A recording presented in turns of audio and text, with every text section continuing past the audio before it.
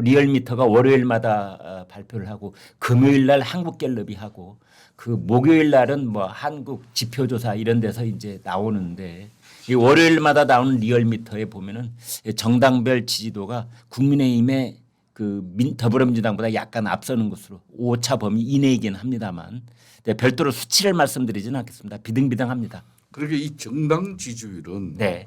제가 솔직하게 이야기하면 정치를 좀 아는 사람들은 아무런 의미가 없어요. 아, 왜 그렇습니까? 이거는 지금 상황에서는 뭘 보면 제일 정확한가 하면요. 네.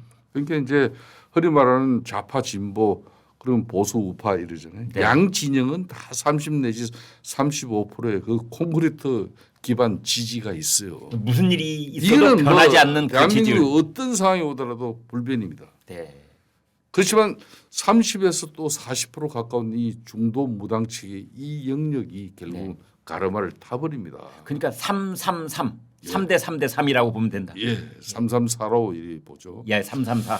그러면 이 중도 무당층들이 결론은 봐요. 네. 12.3 비상계엄 초기에는 이건 뭐 볼 것도 없다. 탄핵이 맞다. 그런 여론에 힘을 싣고 있다가 네. 그냥 이재명 대표를 중심으로 한 민주당이 이걸 털도 뽑지 않고 그냥 연볼보다는 제밥에 눈이 멀어가지고 그냥 조기 그냥 탄핵으로 네.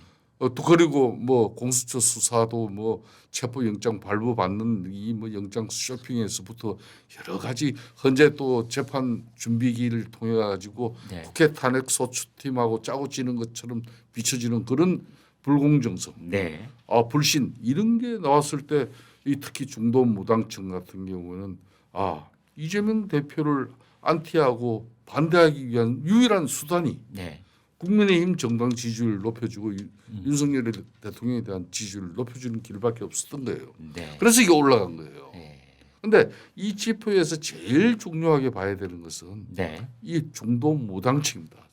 중도 무당층이 탄핵 심판에 대해서 탄핵을 인용해야 되냐 기각해야 되냐. 네. 그 프로테이지를 봐야 되는 거고. 네. 그건 계속 한 65대 35 그리고 뭐 6대 4 정도까지 간 적도 있습니다만은 요거는 오늘도 리얼미터도 보면은 이거는 정당 지지율은 되려 국민의힘이 근소하지만은 좀 민주당보다 앞서 있어 보이는데 그 대신 탄핵 심판에서의 기각 인용 부분은 인용이 뭐 오차 범위는 벗겨 있단 말이에요.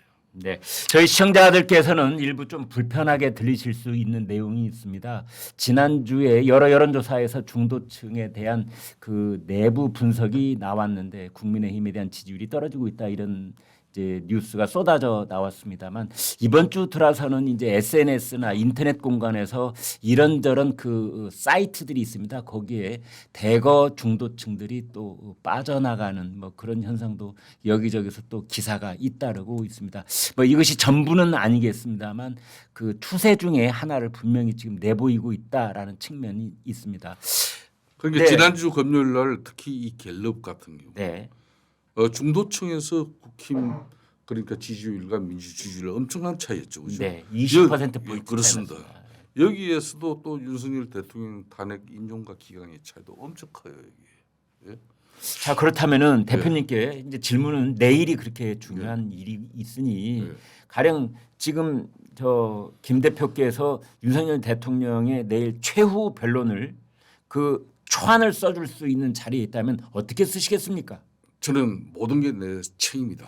본인 대통령 집무실에 The book stops here 네. 그렇게 했듯이 모든 게 내 책임이다로 모든 게 내 책임이다. 그러니까 특히 진정어린 대국민 사과로 국가적 불행과 혼란을 자초한 막 그런 통치 행위에 대한 제대로 된 국민들에게 머리를 숙여야 한다는 거죠. 네. 원인 결과를 자꾸 따지려고 하지 마라.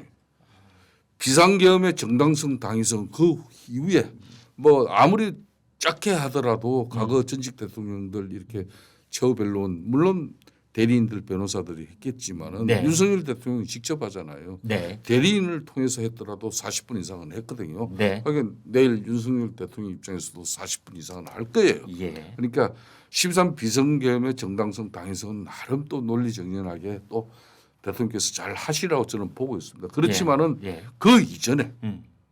국민들에게 제대로 된 이 국민들의 소소한 일상과 평범한 일상을 뺏어버린 지난 약 3개월여 이거 잘못됐다. 어? 이 모든 게 내 책임이다. 네. 이렇게 해야지. 계속 지금까지 10차까지 헌재 변론 기일에서 보여준 본인의 12.3 비상계엄의 정당한 당위성을 주장하기 위해서 그러면 그게 이제 참모들이나 또 군사령관들에게 책임이 전가되는 그 모습 네. 결코 바람직스러운 건 아니거든요. 네. 그러니까 윤석열 대통령답게 저는 최후 변론에서 그래도 그러니까 그 부분을 좀 비중 있게 말씀을 하시라 이런 뜻이겠지요. 그러니까 가령 40분 동안 한다고 했을 때 한 1, 2분 이렇게 형식적으로 건너가지 말고 제대로 된 대국민 사과. 그 다음에는 진정 어린 국민 통합을 호소하는 거죠. 국민 통합. 예. 그리고 이 헌재 결과 어떤 결과가 나오든 나는 승복하겠다. 승복하겠다. 예. 국가의 혼란을 나는 바라지 않는 대통령이다. 네. 그리고 나 자신이 불행한 대통령으로 남더라도 네. 과도한 입법 권력에 의해서 상권이 이렇게 헌정 질서가 위협받고 네. 특히 행정부의 수반으로서 또 국군 통수권자로서 국가의 안보와 정부를 지켜나가고 정부의 대한민국의 미래를 위해서 일을 제대로 해 나가지 못할 정도의 그런 입법 권력의 독단과 남용에 대해서 진솔한 입장을 개진하면 되는 거예요. 네. 그래서 그런 부분이 저는 왜 중요한 거면요. 이게 이제 3월 뭐 중순 안에는 이렇든 저렇든 헌재 시간표는 어떤 결과든 내리지 않겠습니까? 네. 뭐 그때 길면 한 보름 정도에 네, 이제 그렇습니다. 나온다. 그때 이제 지금 현재처럼 우리가 끊임없이 이재명 대표의 뭐 중도 보수를 무조건적인 대체가 없는 그런 비판만이 능사가 아니라는 사실을 또 우리가 잘 알아야 되잖아요. 네. 그러니까 이 중도 및 합리적 보수의 영역을 자신이 걷어들이고 국민의힘은 강성 그리고 극우 보수 정당으로 그 영역 자체를 아주 협소하게 만들려고 하는 고도의 대선 정치 행위가 지금 이루어지고 있거든요. 네. 민주당. 그러면은 그때 가서 우리는 그때 가서 이제 범보수 후보 단일화도 고민해야 되고 또 중도 무당층에 있는 국민들에게 어떻게 접근해서 일극 체제 민주당은 보나마나 이재명 그냥 후보예요. 그러니까 내일 이제 윤석열 대통령의 최후 변론 내용에서는 원래 대통령 선거 때 윤석열 대통령을 찍었던 그분들이 다시 돌아올 수 있도록 그렇습니다. 이제 그런 내용을 담아야 될 텐데 여기서 잠깐 요즘 신문 지면을 종이신문을 말씀드리는 건데요. 여기저기 정치 광고가 참 많습니다. 근데 오늘 아침에 한 시사 주간지 제가 잠깐만 이렇게 보여드리겠습니다. 광고를 제가 프린트를 해서 나왔는데요. 대표님 이제 이런 겁니다. 그래서 이 지금 제가 이 주간지 제목은 말씀드리지 않겠습니다. 여기 톱뉴스가 자진하야도 조건부 복귀도 없다. 이게 이제 제목입니다. 그래서 지금 지난주에 일부 나왔다가 또 수거 들어간 얘기 중에 하나가 내일 대통령의 최후 변론 중에 가령 내가 탄핵이 기각되면 이리이리 하겠다. 탄핵이 인용되면 또 이리이리 하겠다라는 그 내용을 담고 있지 않을까라는 그 추정 분석 기사들이 들어 있었습니다. 이례적으로 네. 이례적으로 간밤에 이제 윤석열 대통령 변호인 측에서 네. 자진하여도 조금 복귀도 없다. 예. 이 입장을 냈어요. 네. 그러니까 윤석열 대통령 입장에서는 현재 어떤 결정 여건에 따라서 네. 자신의 어떤 그런 최후 변론의 입장이 막 이렇게 자진하야 내지는 조건부 복귀 개념으로 이렇게 정리한다는 그 자체가 네. 한마디로 볼상사나운 모습이다. 이렇게 예. 최종 정리를 한 거죠. 예. 저는 그렇기 때문에 지금까지 윤석열 대통령이 그나마 이 보수가 그런 보수 우파가 왜 이 탄핵 정부에서 결집할 수 있었던가? 네. 이거는 너무나 간단해요. 음. 지난 8년 전에 박근혜 대통령 탄핵을 지켜본 네. 그때도 쉽게 말하면 좌파 진영의 그런 선전선동으로 과연 지금처럼 대응했으면은 그때 박근혜 대통령이 탄핵을 할 수밖에 없는가? 탄핵을 당할 수밖에 없었는가? 네. 그게 이제 반면교사 타산지석이 된 거죠. 네. 그렇기 때문에 많은 국민들 특히 우리 보수 우파들이 또 우리가 만든 대통령이 또 탄핵당해야 되냐? 네. 그 절규 그 절박함이 그렇게 결집이 이루어진 거예요. 네. 지난번 방송에서 제가 이야기했듯이 그게 바로 조기 결집인데 네. 이 조기 결집에 고무돼 가지고 이제 헌재도 이런 국민 여론을 충분히 참고할 것이고 네. 참고해야죠 당연히. 윤석열 대통령은 지금 현재 행법상 형사 재판을 통해 가지고 또 이제 내란죄 이 네. 부분에 대한 법적 판단도 받아야 돼요. 그러니까 사법 절차죠. 네. 이 공정한 사법 절차, 헌재의 정치 편향성 어떤 이 심판 이걸 어떤 경우든 국민의힘 윤석열 대통령을 배출한 정당으로서는 그 책임을 피해갈 수가 없는 거죠. 근데 대표님 또 이제 다른 한편으로 본다면은 광장과 그 거리를 가득 메웠던 그쪽 그 지지층들이 생각하시기에는 부산 찍고 대구 찍고 광주 찍고 엊그제 네 번째로 대전을 그렇죠, 찍고 이번 3.1절에 이제 이 서울 광화문 여의도를 가득 메우는 게 들불처럼 일어나는 어떤 그런 기운을 느끼고 있는 것도 사실이거든요. 그렇습니다. 네. 그래서 이제 이 보수 우파의 이 결집 자체가 네. 이거는 한마디로 제가 지난번 방송에도 얘기했지만 위기가 왔다는 것이거든요. 네. 그래서 이제 그 위기가 왔는데 그러면 이 중도 무당층 입장에서는 민주당 그냥 전통적인 지지층을 그냥 우리가 제껴놓고 보자 이거예요. 네. 그 중도 무당층 입장에서는 양 진영의 논리나 또 대통령 탄핵 정부에 대한 어떤 그런 움직임 자체를 아주 면밀하게 관찰을 하고 있어요. 네. 그런데 이 면밀한 관찰이라는 것은 국민들이 수용할 수 있고 또 그 한계를 분명히 선을 긋고 있는 그 임계점을 넘으면은 안 된다는 그 사인을 제가 몇 주 전부터 그걸 걱정한 겁니다. 네. 임계점을 말씀하셔서 그 이후에도 여기저기 미디어에서 그 임계점 얘기를 참 많이 하더라고요. 그렇습니다. 그러니까 이 헌재 결정의 빌드업 단계 그러니까 이게 사전 단계로 불복 목소리를 또 높여나가는 그런 목소리도 있어요. 그러니까 임계점이라고 하는 것은 서부 지방에 아무리 그전에- 새가 이렇게 결집되고 있다고 하더라도 넘어서는 안 될 선. 그렇습니다. 보여줘서는 안 될 장면, 그런 모습. 그림, 네. 그 목소리, 예. 주장 네. 이런 것들을 임계점으로 보는 겁니다. 네. 양측의 주장, 양측이 왜 한쪽은 대통령 탄핵되어야 된다, 한쪽은 대통령 탄핵을 막아야 된다. 네. 이 진영 대결이 그냥 너무나 첨예하게 서 있는데 그 중간을 이렇게 지켜보는 중도층하고 무당층은 심판자예요. 쉽게 말하면. 네. 이 사람들이 어느 선 임계점을 넘는데 민주당이 임계점을 넘는지 국민의힘이 네. 보수 우파가 임계점을 넘는지 지켜봤어요. 그런데 김 대표님 지금 가령 제가 뭐 부산, 대구, 광주, 대전을 말씀드렸습니다만 그 집회가 있을 때마다 연단에 오르고 있는 현역 국민의힘 의원들 그 사람들 뭐 구체적으로 이름을 말할 수는 있습니다만 이제 그분들 입장에서 본다면 김 대표님의 이런 지적이 내부 총질이다. 힘 빠지게 한다.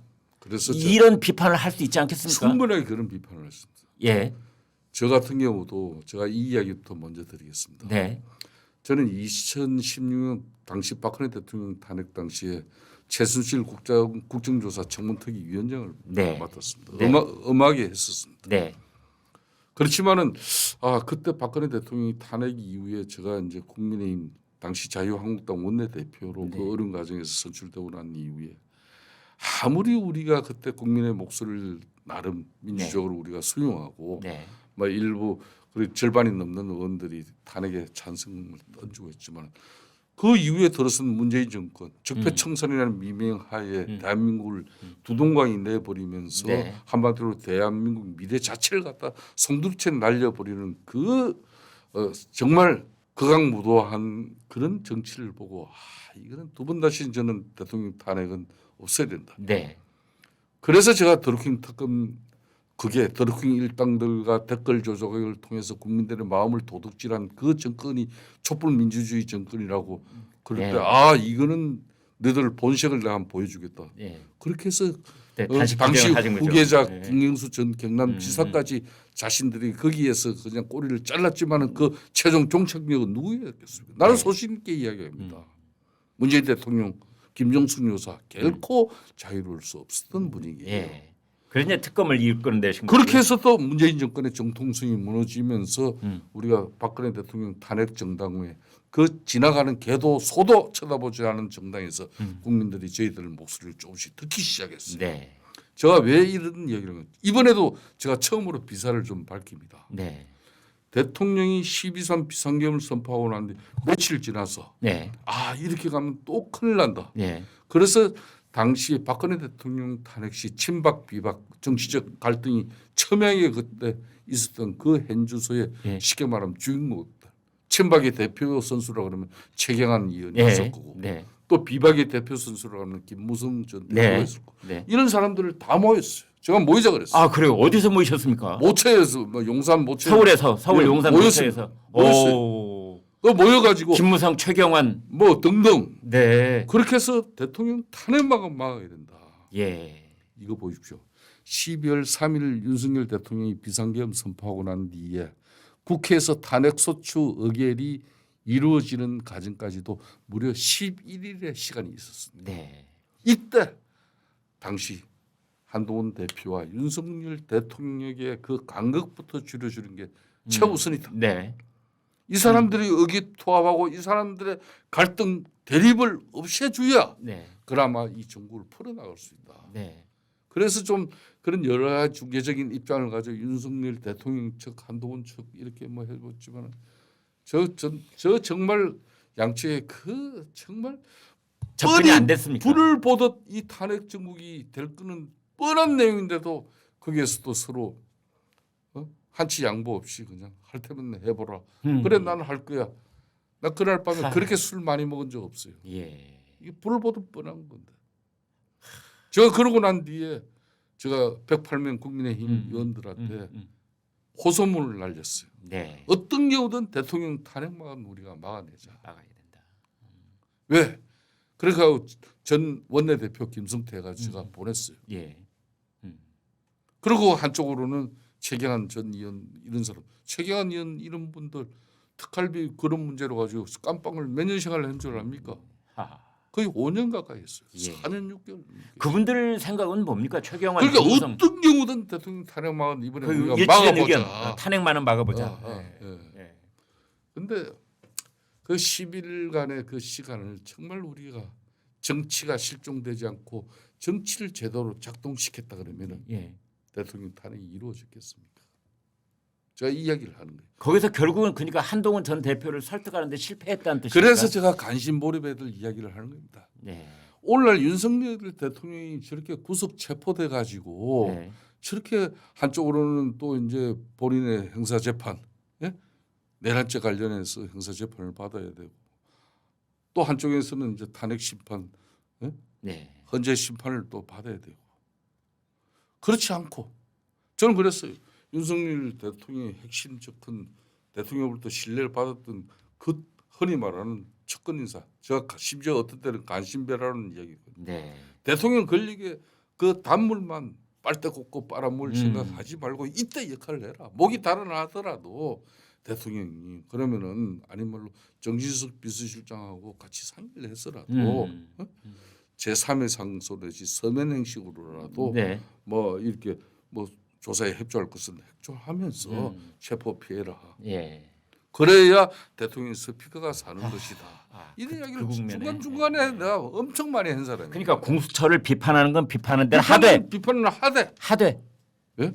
그렇게 뭐 공수처가 되지 않는 경찰 전부 뭐 정경까지 다 동원해 가지고 대통령 안가까지 그렇게 들어갈 수밖에 없는 그런 맹식이 대한민국의 보수가 집권을 50년 넘게 경험했습니다.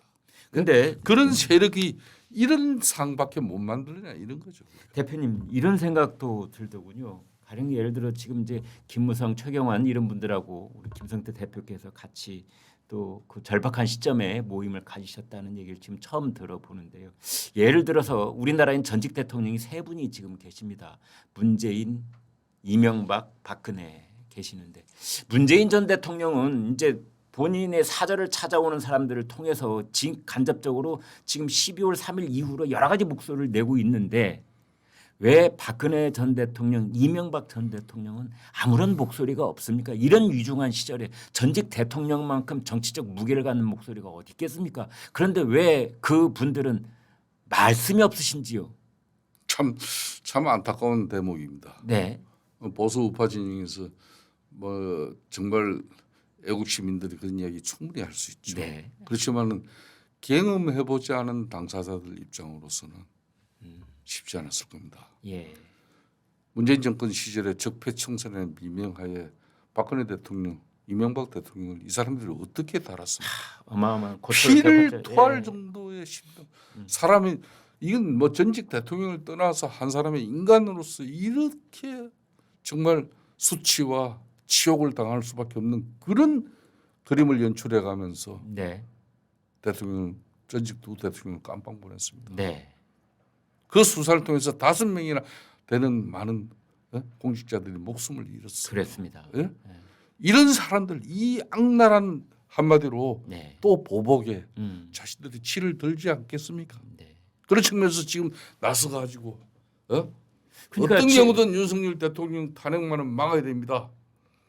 그런 용기 있는 입장을 물론 박근혜 대통령이나 이명박 대통령 할 수 있으면 더 좋았겠죠. 그러니까 앞으로 이제 시간이 그 사람들 있겠습니다. 입장도 이해를 해주세요. 시간이 없는 건 아니고 앞으로 이제 헌재의 최종 결정이 나올 때까지 뭐 입장을 내놓을 수가 있고 또 이런 생각도 듭니다. 그분들이 윤석열 대통령 탄핵에 대해서 반드시 기각돼야 된다, 인용돼야 된다, 뭐 한쪽 입장을 취하기 전에 전 국민들께 이 지금 우리가 얼마나 위중한 상황 속에 있는 거고 통합이 얼마나 필요한 거고 이제 그런 차원에서의 어떤 목소리는 가능하지 않겠습니까? 그렇습니다. 국민 통합을 절실하게 네. 호소하는 그런 목소리는 네. 박근혜 전 대통령이나 이명박 대통령께서 네. 충분히 하실 수 있습니다. 할 수 있을 것이다. 그렇지만은 현재 심판에 영향을 줄 수 있는 네. 뭐 그런 어느 한쪽의 입장을 가지고 네. 뭐 그건 정치적인 입장이 되는 거기 때문에 네. 전직 대통령으로서 우리도 국민의힘 입장에서도 음.